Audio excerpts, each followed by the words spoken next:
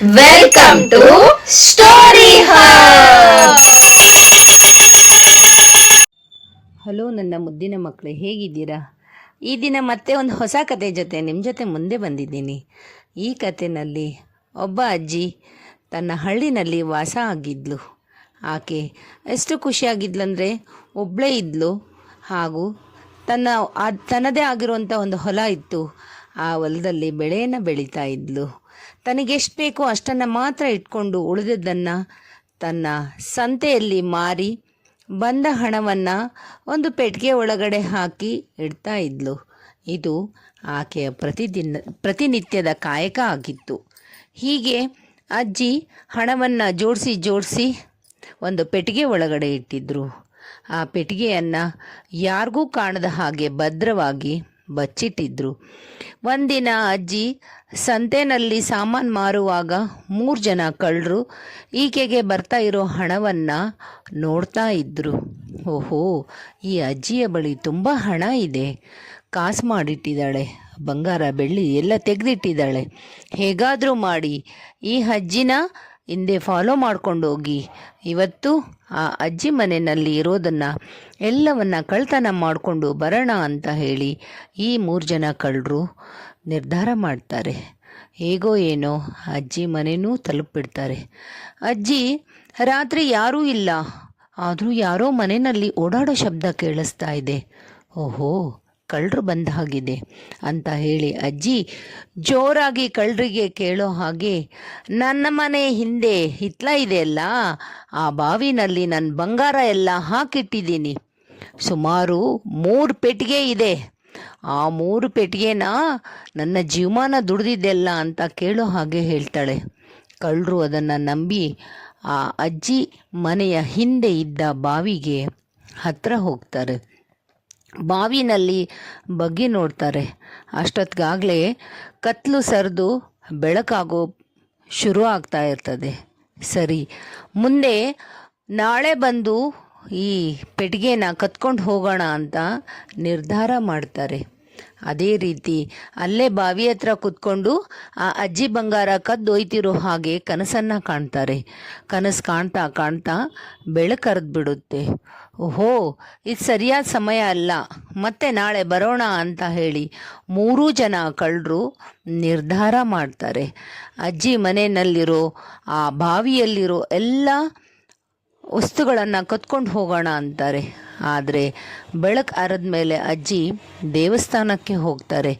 ಈ ಹಿಂದೆ ರಾತ್ರಿ ಕಳ್ಳರು ತನ್ನ ಮನೆಗೆ ಬಂದಿದ್ದು ಕಳ್ಳರನ್ನ ಯಾಮಾರಿಸಿದ್ದೀನಿ ಅಂತ ಹಳ್ಳಿ ಜನಕ್ಕೆ ಹೇಳ್ತಾರೆ.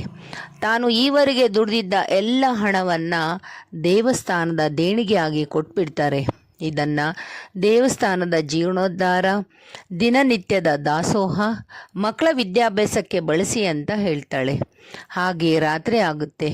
ಅಜ್ಜಿ ಹಳ್ಳಿ ಜನರ ಹತ್ರ ರಿಕ್ವೆಸ್ಟ್ ಮಾಡ್ತಾರೆ, ರಾತ್ರಿ ನನ್ನ ಮನೆಗೆ ಕಳ್ಳರು ಬಂದರೆ ದಯವಿಟ್ಟು ಬಂದು ಯಾರಾದರೂ ಸಹಾಯ ಮಾಡಿ ಅಂತ ಹೇಳ್ತಾರೆ. ಅಜ್ಜಿ ಜೋರಾಗಿ ಕೂಕ್ಕೊಂಡಿದ್ದನ್ನು ಕೇಳ್ಕೊಂಡ ಹಳ್ಳಿ ಜನ ಎಲ್ಲರೂ ಅಜ್ಜಿಗೆ ಸಹಾಯ ಮಾಡೋಣ ಅಂತ ನಿರ್ಧಾರ ಮಾಡ್ತಾರೆ. ಅಜ್ಜಿ ಹಳ್ಳಿಯ ಎಲ್ಲ ಜನರನ್ನು ಕೂಗಿ ಹೇಳ್ತಾಳೆ, ಬರ್ರಪ್ಪ ಬರ್ರಿ, ರಾತ್ರಿ ನನ್ನ ಮನೆಗೆ ಕಳ್ಳರು ಬರೋ ಎಲ್ಲ ಲಕ್ಷಣ ಇದೆ, ದಯವಿಟ್ಟು ಬಂದು ನನ್ನ ಮನೆಯ ಒಳಗಡೆ ಎಲ್ಲರೂ ಔತ್ಕೊಂಡಿರ್ರಿ. ರಾತ್ರಿ ಕಳ್ಳರು ಬಂದಮೇಲೆ ಅವರನ್ನು ಸುಲಭವಾಗಿ ಹಿಡಿಯೋಣ ಅಂತ ಅಜ್ಜಿ ನಿರ್ಧಾರ ಮಾಡ್ತಾಳೆ. ಅದೇ ರೀತಿ ತಾನು ಮಾಡಿದ ಉಪಾಯವನ್ನು ಹಳ್ಳಿ ಜನಕ್ಕೆ ಹೇಳ್ತಾರೆ. ಇದರಿಂದ ಹಳ್ಳಿ ಜನ ತುಂಬ ಖುಷಿ ಬೀಳ್ತಾರೆ. ರಾತ್ರಿ ಆಗೋದನ್ನು ಕಾಯೋಣ ಅಂತ ಹೇಳ್ತಾರೆ. ಅಷ್ಟೊತ್ತಿಗಾಗಲೇ ರಾತ್ರಿ ಆಗೋಕ್ಕೆ ಶುರು ಆಗುತ್ತೆ. ಹಳ್ಳಿ ಜನದ ಸಹಾಯವನ್ನು ಕೇಳಿದ ಅಜ್ಜಿಗೆ ಹಳ್ಳಿಯ ಎಲ್ಲ ಜನರು ಸಹಾಯ ಮಾಡೋದಕ್ಕೆ ಮುಂದೆ ಬರ್ತಾರೆ. ಅಜ್ಜಿಯ ಉಪಾಯದ ಮೇರೆಗೆ ಹಳ್ಳಿ ಜನ ಆ ಅಜ್ಜಿಯ ಮನೆಯಲ್ಲಿ ಔತ್ಕೊಳ್ಳೋಕ್ಕೆ ನಿರ್ಧಾರ ಮಾಡ್ತಾರೆ. ಯಾವ ರೀತಿ ಕಳ್ಳರನ್ನ ಹಿಡಿಬೇಕು ಅನ್ನೋದನ್ನು ಅಜ್ಜಿ ಮತ್ತು ಹಳ್ಳಿಯ ಜನ ಉಪಾಯದಿಂದ ಎಲ್ಲವನ್ನ ಸರಿಯಾಗಿ ಜೋಡಿಸ್ಕೊತಾರೆ. ಅಜ್ಜಿ ರಾತ್ರಿ ಆಗೋದನ್ನು ಕಾಯ್ತಾರೆ. ಯಥಾ ರೀತಿ ರಾತ್ರಿ ಆಗುತ್ತೆ. ಎಲ್ಲ ಹಳ್ಳಿಯ ಜನ ಎಲ್ಲ ಅಜ್ಜಿಯ ಮನೆಯ ಒಂದೊಂದು ಭಾಗದಲ್ಲಿ ಔತ್ಕೊಂಡು ಕುಳಿತುಕೊತಾರೆ. ಅವರು ಈಗ ಕಳ್ಳರು ಬರುವಿಕೆಯನ್ನು ಕಾಯ್ತಾ ಇದ್ದಾರೆ. ಅದೇ ರೀತಿ ಕಳ್ಳರು ಸಹ ಅಜ್ಜಿಯ ಬಾವಿಯಲ್ಲಿರೋ ಬೆಲೆ ಬಾಳುವ ವಸ್ತುಗಳನ್ನು ತೆಗೆದುಕೊಂಡು ಹೋಗೋದಕ್ಕೆ ಅವರು ಸಹ ನಿರ್ಧಾರ ಮಾಡಿರ್ತಾರೆ. ರಾತ್ರಿ ಆಗುತ್ತೆ. ಹಳ್ಳಿಯ ಜನ ಯಾರಿಗೂ ಕಾಣದ ಹಾಗೆ, ಕಳ್ಳರಿಗೆ ಕಾಣದ ಹಾಗೆ ಬಂದು ಮನೆಯಲ್ಲಿ ಔತ್ಕೊಂಡು ಕುಳಿತುಕೊತಾರೆ. ಈಗ ಅಜ್ಜಿ ಉಪಾಯದಂತೆ, ಹಳ್ಳಿಯ ಜನರ ಉಪಾಯದಂತೆ ರಾತ್ರಿಗೆ ಕಳ್ಳರು ಬರಲೇಬೇಕಾಗಿತ್ತು. ಅದೇ ರೀತಿ ರಾತ್ರಿಗೆ ಕಳ್ಳರು ಅಲ್ಲಿಗೆ ಬರಬೇಕಾಗಿತ್ತು. ಬರ್ತಾರೆ. ಕಳ್ಳರು ಉಪಾಯವಾಗಿ ರಾತ್ರಿ ಆಗೋದನ್ನು ಕಾಯ್ತಾ ಇದ್ದರು. ಅವರು ಕಳ್ಳರು ರಾತ್ರಿಗೆ ಅಜ್ಜಿಯ ಮನೆಗೆ ಬಂದುಬಿಡ್ತಾರೆ. ಅಜ್ಜಿ ಮಾತ್ರ ಯಾರಿಗೂ ಕಾಣ್ದಾಗೆ ಬಚ್ಚಿಕೊಂತಾಳೆ.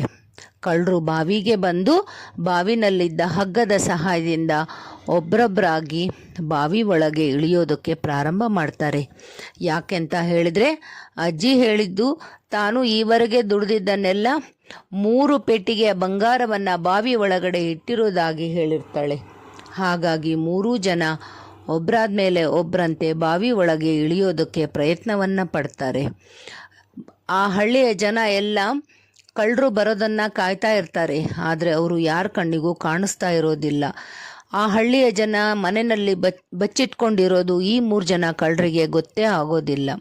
ಅವರು ಸುಲಭವಾಗಿ ಬಾವಿ ಒಳಗಡೆ ಇಳಿದು ಬಾವಿಯಲ್ಲಿರೋ ಬಂಗಾರ, ನಗದು, ಬೆಳ್ಳಿ ಎಲ್ಲವನ್ನು ತಗೊಂಡು ಹೋಗೋದ ಅಂತ ನಿರ್ಧಾರ ಮಾಡ್ತಾರೆ. ಹಾಗಾಗಿ ಅವರೆಲ್ಲ ಬಾವಿ ಒಳಗೆ ಇಳಿಯೋದಕ್ಕೆ ಪ್ರಯತ್ನ ಪಡ್ತಾರೆ. ಅಷ್ಟರಲ್ಲಿ ಅಜ್ಜಿ ಮನೆಯಲ್ಲಿ ಈವರೆಗೆ ಬಚ್ಚಿಟ್ಕೊಂಡಿದ್ದ ಹಳ್ಳಿ ಜನ ಎಲ್ಲ ವಾಪಸ್ ಬಂದುಬಿಡ್ತಾರೆ. ಆ 3 ಜನ ಕಳ್ಳರನ್ನು ಅವರು ಹಿಡ್ದೇ ಬಿಡ್ತಾರೆ. ಹಿಡಿದ್ಬಿಟ್ಟು ಆ 3 ಜನ ಕಳ್ಳರಿಗೆ ಸರಿಯಾದ ಶಾಸ್ತಿಯನ್ನು ಮಾಡ್ತಾರೆ.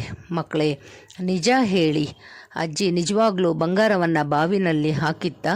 ಇಲ್ಲ ಅಲ್ಲ. ಅಜ್ಜಿ ನೋಡಿ, ತನಗೆ ವಯಸ್ಸಾಗಿದೆ, ತನಗೆ ಆ ಕಳ್ಳರನ್ನ ಹಿಡಿಯೋಕ್ಕೆ ಆಗಲ್ಲ ಅಂತ ಗೊತ್ತಾದ ಮೇಲೆ ಅಜ್ಜಿ ಉಪಾಯದಿಂದ 3 ಜನ ಕಳ್ಳರನ್ನ ಹಿಡಿಯೋದಕ್ಕೆ ಎಷ್ಟು ಒಳ್ಳೆ ಉಪಾಯ ಮಾಡ್ತಲ್ಲ. ಸರಿ ಮಕ್ಕಳೇ, ನೀತಿ ಪಾಠ ಅಂದರೆ ಹೀಗೇನೆ.